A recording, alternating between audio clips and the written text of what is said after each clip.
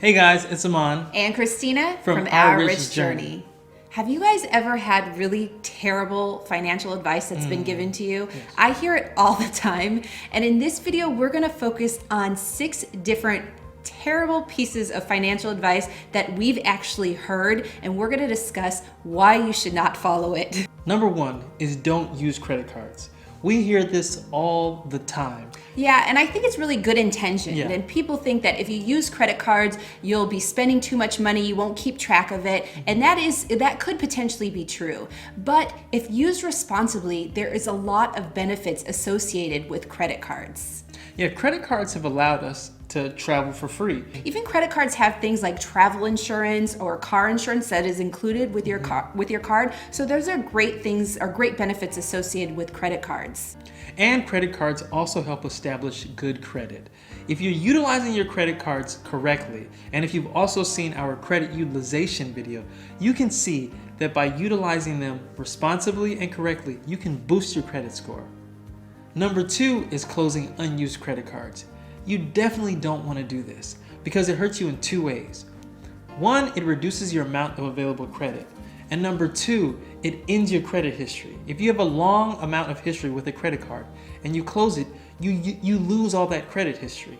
And your credit history makes up 15% of your credit card score. And also your credit utilization ratio makes up 30% of your score. So if you're closing your credit card accounts, you're impacting your credit utilization score and your history, which accounts for 45% of your credit score. Number 3 is that you need help to invest your money. This is one of those myths that I think prevents people from even getting started in investing. Now, we did a whole video on how to get started in investing, but something that is often spouted as gospel is that you need a financial advisor in order to start investing, when in fact you don't. That's right. And even when you start investing, if you have a simple investment plan, you don't really need someone to advise you on where you should be investing because it's simple. The best thing is to educate yourself and become aware of all the different plans that you can do for investing and make those choices yourself. You know what's really funny? They have actually done studies where monkeys pick stocks, and they compared the stock picks, the stock selections, to experts that have picked stocks, and the monkeys have performed better than the experts. So that just goes to show you that not all experts really know what's best for you. Something else that kind of troubles me about getting expert advice on investing is that you never really know if the person giving you advice has ulterior motives. A lot of these financial advisors, they're also salesmen. So they're trying to sell you a product in which they can get a commission from. Because how do they make their money? They make their money off of the things that you buy, or they make money off the percentage of assets that they manage. So not only are they selling you something maybe that you don't need, but they also may be charging you high fees.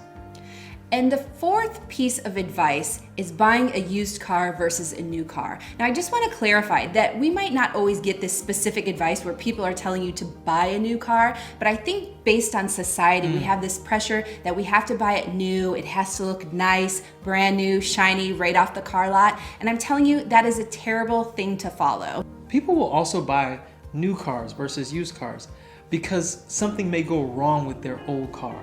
Like maybe they have to get something changed in the engine. Now, instead of just paying the $500 to get that changed, they feel like the whole car is bad. They don't want to even bother with it. So instead, they'll actually go out and buy a new car. Faced with one problem in your used car, you go out and buy a new car. It doesn't really make a whole lot of sense.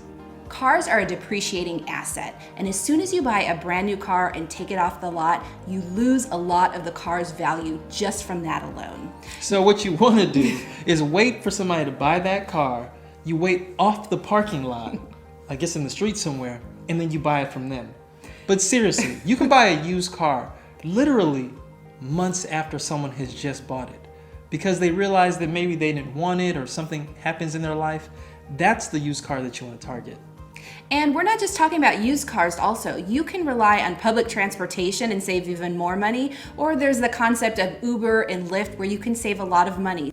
There was a study done by NerdWallet where it showed that there's certain metropolitan areas where Uber and Lyft are more cost effective than actually buying a car, new or used.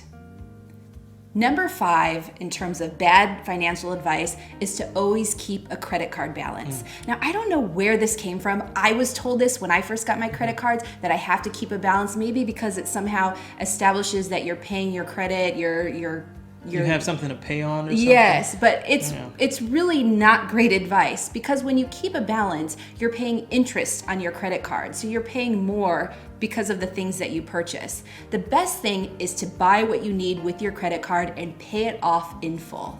So this goes back to what we said about utilization.